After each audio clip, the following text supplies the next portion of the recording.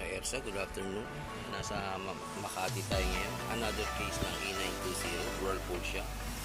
Tinignan na ng service center to. Ang sabi, papalitan daw ng control board, driver board, at control board.